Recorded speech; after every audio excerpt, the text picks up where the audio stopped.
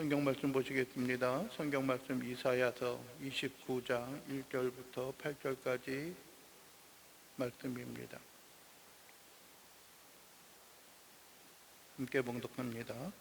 슬프다 아리엘이여, 아리엘이여, 다윗이 진친 성읍이여, 해마다 절기가 돌아오려니와 내가 아리엘을 괴롭게 하리니 그가 슬퍼하고 애곡하며 내게 아리엘과 같이 되리라.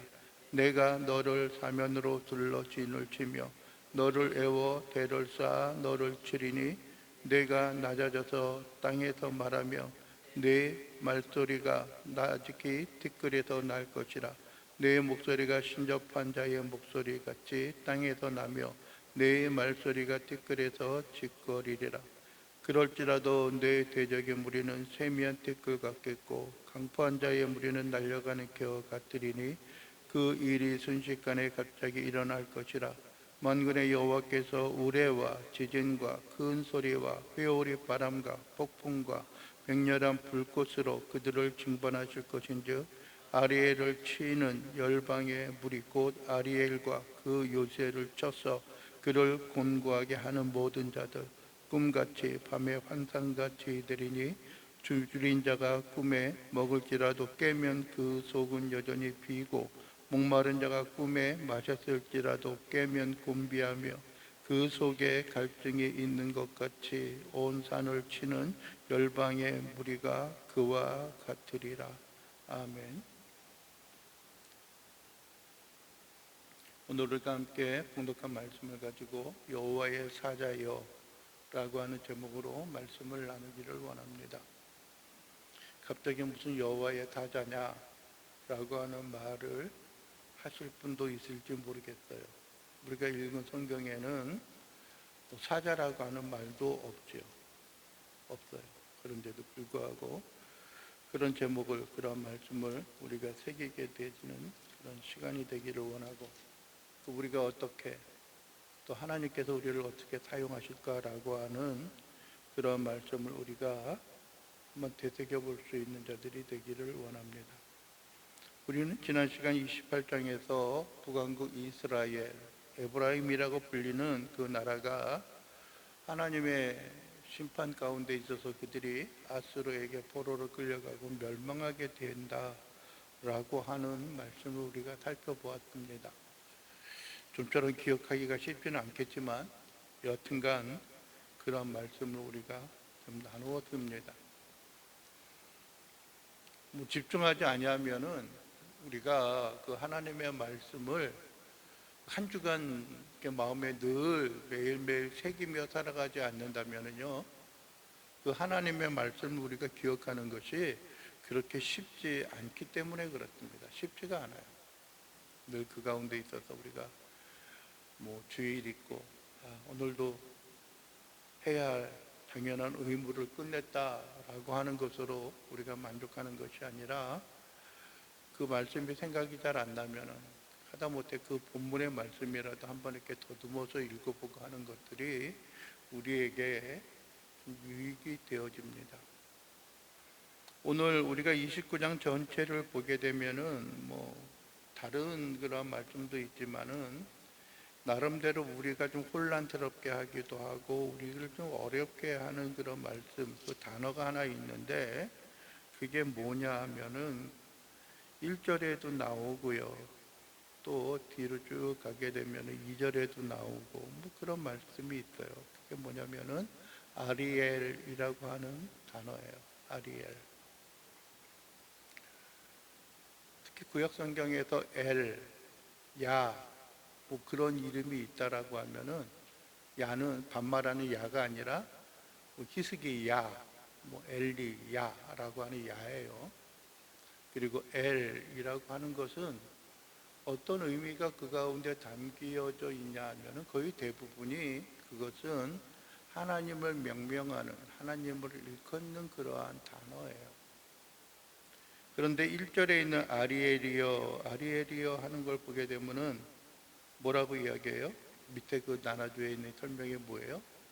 이거는 예루살렘을 가리키는 것이다 라고 이야기를 해요. 그리고 2절 하반절에 보게 되면 그렇죠. 슬퍼하고 애곡하며 내게 아리엘과 같이 되리라.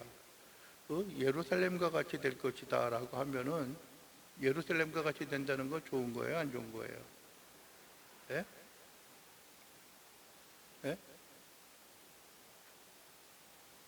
근데 2절에 보면은 처음에 내가 아리엘을 괴롭게 하리니 그가 슬퍼하고 애곡한다 그러니까는 뭐 그렇게 좋은 것 같은 생각이 들면서도 아닌 것 같은 생각이 들기도 해요. 그러면서 밑에 보면은 뭐라 그래요? 하나님의 제단의 면, 언제는 예루살렘을 지칭하는 거다, 가리키는 거다라고 이야기하고, 하나님의 제단의 면, 그 하나님의 제단의 면이라는 것은 뭘 말하냐면 그 번제단 있잖아요. 번제단에 있는 그 사각 테두리 모퉁이에 있는 거예요. 그러니까 이게 아리엘하고 그거하고 무슨 상관이 있을까라고 하는 생각이 참 많이 들었어요.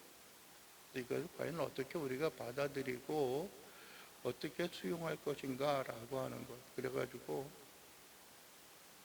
한 가지 좀 고민스러운 것 가운데 하나가 뭐였냐면은 어떻게 이것을 할까? 뭐 여기저기 각 본문을 설명한 것을 찾아봐도 뭐 그렇게 흔쾌하게 마음에 드는 그런 것들이 별로 없는 거예요. 그래서 어쩔 수 없이 원어 성경에 있는 걸 찾아보고, 예?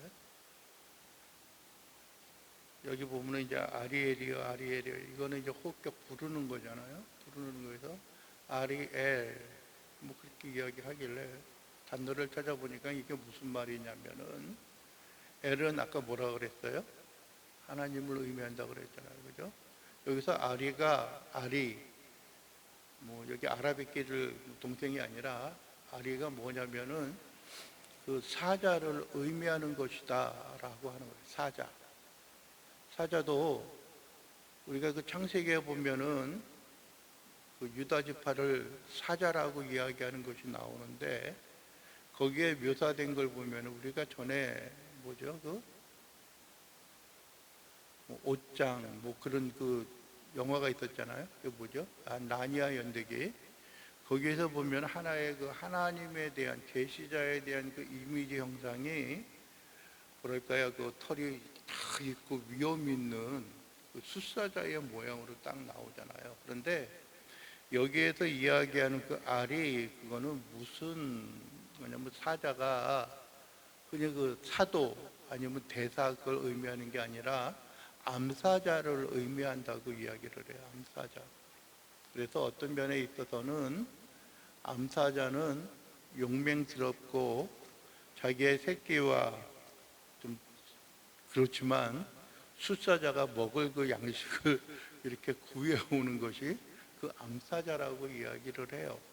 이것은 무엇이냐면 그렇게 행함으로 인하여서 하나님의 위엄과 하나님의 용맹함, 하나님의 어떤 그런 강함을 묘사하고 있는 그러한 단어라고 이야기를 해요. 그런데 왜 1절에서는 예루살렘을 가리킨다라고 하는 이야기는 슬프다 아리엘이여 아리엘이여 다윗이 진친 성읍이여라고 이야기하는 거예요. 그러니까 아리엘과 뭐하고 같은 것이에요?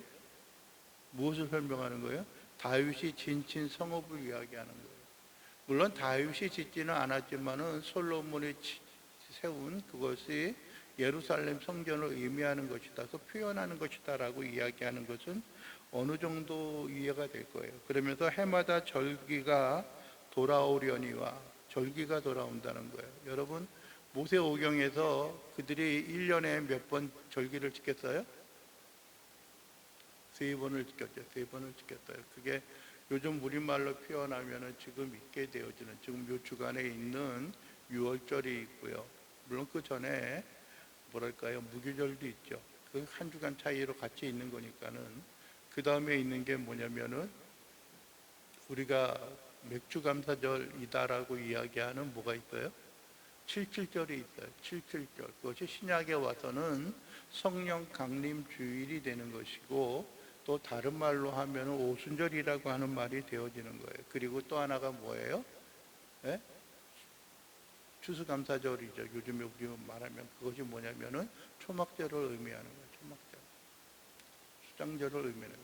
거두고 수확하는 그러한 절기를 의미해요. 그때는 이스라엘 백성들이 어느 곳에 무슨 일이 있더라도 반드시 예루살렘을 방문하여서 하나님 앞에 제사하고 들어가야 하는 것들이에요. 반드시 제사를 해야 했던 것들이에요. 그런데 그들이 어떻게 하고 있었냐면 여기서 보면 슬프다라고 이야기하는 거죠. 절기가 돌아오려니와 내가 아리엘을 괴롭게 하리니 그 성전을 괴롭게 하리니 그가 슬퍼하고 애곡한다는 거예요. 그리고 내가 아리엘과 같이 되리라.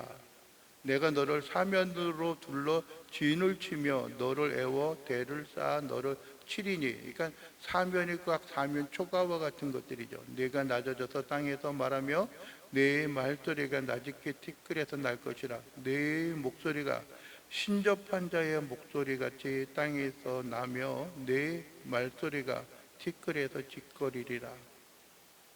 그러니까 그것이 사면 초가와 같이 어려운 것이 있다라고 하는 거예요. 그런데 그것을 아리엘과 같이 되리라라고 이야기하는 것을 보면은 뭐랄까 그 제단의 사방에 그 둘러싸여서 아무것도 이렇게 뭐 다른 것들은 흘러가지도 않고 아무것도 행할 수 없는 그런 상태를 의미하는 것이 아리엘이다라고 하는 겁니다. 그런데 뭐냐면은 여러분들의 4절에 보면 뭐라고 이야기를 해요? 신접한 자의 목소리 같이. 신접한 자는 뭐예요? 그냥 접신하는 거예요. 좀 심하게 이야기하면은 점치는 자, 무당 그런 사람들을 이야기하는 거죠. 네 말소리가 티끌에서 찌끌거리게 될 것이다. 그러면 여러분들이요 28장은 하나님께서 북왕국 이스라엘에 대한 심판을 의미하는 것인데 29장은 무엇을 의미하냐면은 누구라고 그랬어요? 예루살렘이라고 이야기했잖아요.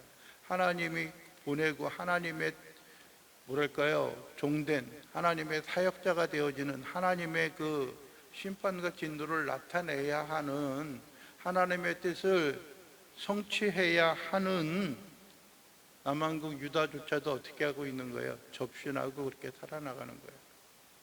먼저 우리가 한번 생각해 봐야 할 것은 무엇이냐면은 우리의 마음과 우리의 심령이 과연 하나님이 나에게 주신, 하나님이 우리에게 주신 하나님의 뜻과 하나님의 섭리에 우리가 얼마나 하나님 앞에 드려지고 있느냐라고 하는 것을 우리가 한번 생각해 보아야 한다는 거예요. 여러분들이요, 우리가 우리 주 예수 그리스도의 은혜와 은총 가운데 하나님의 자녀가 되어졌다라고 하면은요, 우리가 과연 하나님을 위하여, 하나님의 나라를 위하여, 하나님의 권세와 권능을 위하여서 우리가 과연 어떻게 우리가 살아가고 무엇을 행하며 살아가야 할 것인가 라고 하는 것을 우리가 한번 더듬어 보고 되새겨보는 일들이 우리에게 있어야 하는 거예요. 그냥 난 구원받았어, 이제 그러니까 괜찮아 라고 하는 거예요. 요즘에 세상이 하도 이상하게 되어져서 짐승들도 내 새끼 같은 혈족으로 생각하는 경우들이 많아요. 그런 것을 보면은 흔히 이제 그런 말도 있잖아요. 개만도 못한 우리의 인생. 행실이 더럽고 추악한 것들인데 요즘에는 개가 대우받는 것보다, 강아지들이 대우받는 것보다 더 못한 그러한 일들이 참 많다 보니까는 어떠한 사람은 아유 나도 차라리 애완동물로 태어났으면 더 좋지 않았을까라고 하는 생각을 갖는 사람들이 가끔 이렇게 나타나기도 해요. 그러나 가만히 더듬어 보게 되면은 우리의 어떤 뭐 존재의 의미, 존재의 가치를 따져보면은 애완동물이 나을까요? 아니면은 우리 사람이 나을까요? 어떤 게 나아요? 사람이 낫죠. 그러니까 또 우리가 그런 생각을 하죠. 또 반면에 아이고 사람으로 태어났으니까 다행이다 라고 하는 그런 생각을 가질 거예요. 뭐 나의 마음속에 있는 뭐랄까요? 어떤 생각들, 나의 욕구, 욕망들을 표출할 수 있으니까 더 낫다라고 생각할 수도 있어요.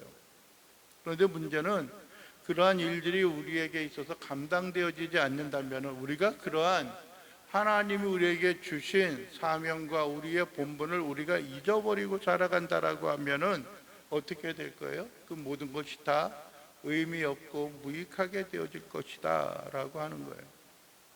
티끌같이 될 것이다 라고 이야기하잖아요. 예? 그들이 심판과 하나님의 진노가 그 가운데 있다는 겁니다. 여러분들이 보십시오. 6절에 보면 그러죠. 우레와 지진과 큰 소리와 회오리 바람과 폭풍과 맹렬한 불꽃으로 그들을 징벌하실 것이요. 그래요. 만군의 여호와께서 징벌하실 것이다 라고 이야기해요.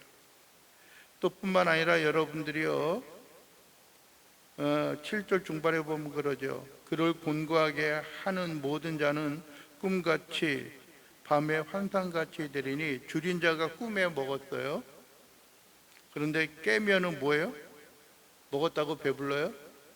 속이 빈다라고 이야기해요. 목마른 자가 꿈에 마셨을지라도 깨면 곤비하고 그 속에 갈증이 있는 것 같이 시온산을 치는 열방의 무리가 그와 같을 것이다. 그들이 시온산 그 유다를 치고 있는 그 나라들이 있다라고 할지라도 하나님께서 그렇게 만드실 것이다라고 하는 거예요. 갈증이 해소가 되지 않는다는 거예요. 갈증이 해소되지 않는다. 문제는 여러분들이 그러한 일을 우리를 치고 우리를 엄몰하고 우리를 압제하는 그 나라가 있는 그러한 이유가 있는 것들 가운데 가장 큰 이유는 다른 어떠한 것이 아니라 우리가 하나님의 말씀과 하나님의 나라를 우리가 마음속에 새기지 못하고 있다라고 하는 거예요. 못하고 있는 거예요.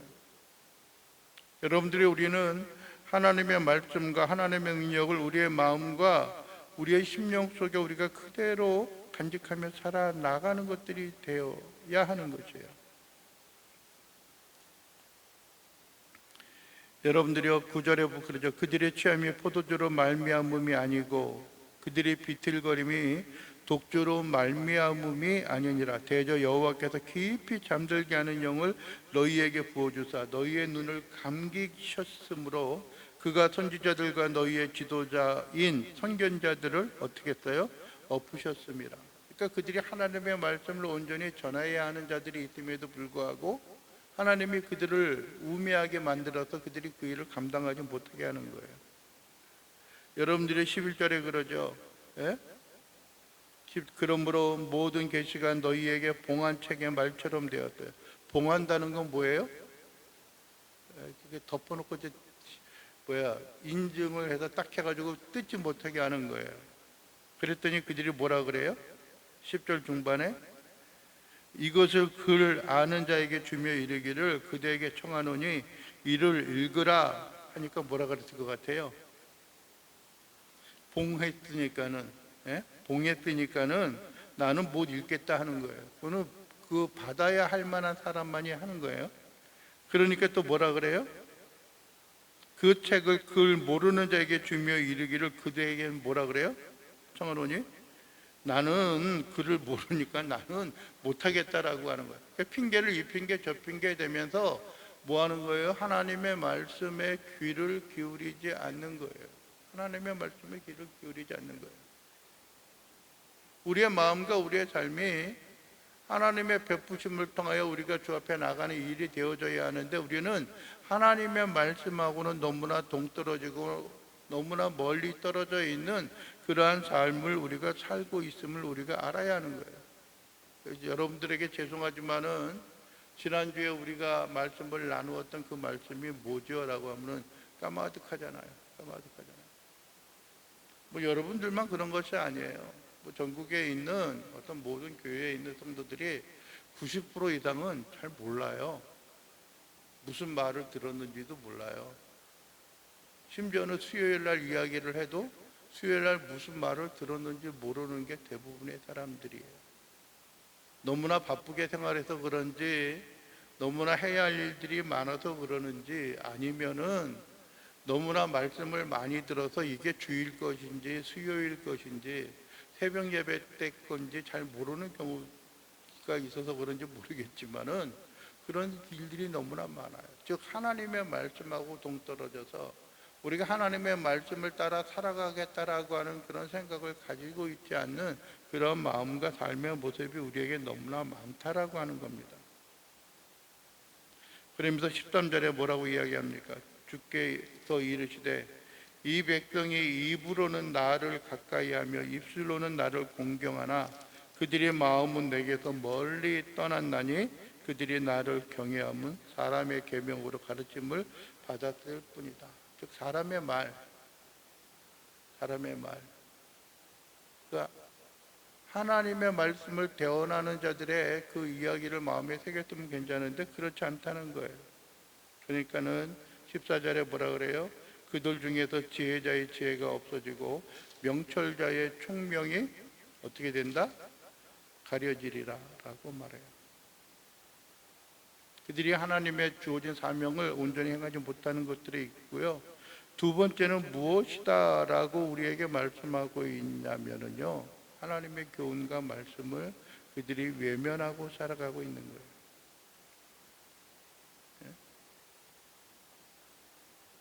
여호와께 깊이 우리의 마음속에 있는 것을, 우리의 계획을 여호와께 깊이 숨기려 하는 자들은 화 있을진저. 왜 그래요? 예? 누가 우리를 보고 누가 우리를 알랴라고 하는 거예요. 예? 내 마음속에 품고 있는 것 아무도 모른다는 거죠. 예? 여러분들이 우리 마음에 있는 것, 마음에 불평이 있고 힘든 것, 아픈 것들을 어떻게 해야지 알아요? 누구에게 이야기해야 알잖아요. 그런데 여기서는 사람만을 이야기하는 것이 아니라 하나님도 모를 것이다 라고 하는 거예요. 하나님도 모를 것이다. 하나님을 우리가 인지하지 않고 살아가는 거예요. 예? 그러니까 너희의 패역함이 심하도다. 토기장이를 어찌 진흙같이 여기겠느냐. 이것은 그러죠. 우리가 지난번에도 말씀을 나누었어요. 그죠? 예? 토기가 토기장이를 조종하고 움직이게 하려고 하는 것들이죠. 여러분들이 우리는 우리 자신이 하나님의 주권과 하나님의 팔 아래에 놓여 있는 그러한 존재라고 한다면은 우리는 그 존재의 위치를 우리가 온전히 알고 살아가는 일들이 있어야 하는 거예요. 어떻게 하면 하나님의 위대하심을 알겠냐라고 하는 것을 신학적인 그런 의미, 신학적인 입장에서 이야기하면은 하나님에 대해서 자꾸 연구하고 하나님에 대한 말씀을 자꾸 듣다 보면은 그 하나님이 어떤 존재라는 것을 알게 될 것이다라고 하는 거예요. 넘사벽이다라고 하는, 우리가 넘어설 수 없고 우리가 이렇게 접근할 수 없고 우리가 그를 발견할 수 없는 존재라는 것을 안다는 거예요. 하나님에 대해서 자꾸 묵상하고 말씀을 읽고 생각하면은. 그런데 또 하나가 있어요. 그게 뭐냐면은 우리 인간의 너무나 철저하게 연약하고 부족한 모습을 우리가 자꾸 깨닫게 되어지면은 하나님은 우리와 다른 존재다. 하나님의 은혜가 없으면 우리가 살아갈 수 없는 존재다라고 하는 것을 깨닫게 되어진다는 거예요. 무엇인가 꿈꾸고 계획하고 세우는 일들을 한번 더듬어 보세요. 처음에는 나의 만족과 나의 소원을 위하여서 그 일들을 행하고 있지만은, 그러나 한면으로는 그 행하고자 하는 그 일들이 간혹 흔히 말하는 대로 되어질 수도 있지만은 대부분이 우리의 뜻대로 온전히 성취되어지지 않는다는 거예요. 17절에 보면 그래서 그러죠. 오래지 아니하여서 레바논이 기름진 밭으로 변하지 아니하겠으며 기름진 밭이 숲으로 여겨지지 아니하겠느냐. 그렇게 될 것이다라고 하는 거예요. 요즘에 그 이란하고 이스라엘, 미국하고의 그 전쟁을 보면은 요즘에 또 레바논이 나와요. 그죠? 레바논의 베이루트에 폭격했다라고 하는 것들. 그렇게 되지 않겠느냐라고 하는 거예요. 예? 기름진 밭으로 변하지 않겠으며 기름진 밭이 숲으로 여겨지지 아니하겠느냐. 18절에 보면 그날에 못 듣는 사람이 책의 말을 들을 것이고 어둡고 캄캄한 데에서 맹인의 눈이 볼 것이며 겸손한 자에게 여호와로 말미암아 기쁨이 더하겠고 사람 중에 가난한 자가 이스라엘의 거룩하신 이로 말미암아 즐거워하리라. 처음에는 보잘것없는 것들이 그 레바논과 같이 여러분들이요 떨어져 있는 이방의 그런 존재와 족속들이 하나님의 말씀을 깨닫게 되어지고 부족한 자들이 하나님의 의와 진리 가운데 살아간다는 겁니다. 그것이 어떻게 가능하겠어요? 예? 19절 하반절에 그러죠. 이스라엘의 거룩하신 이로 말미암아 즐거워할 것이다.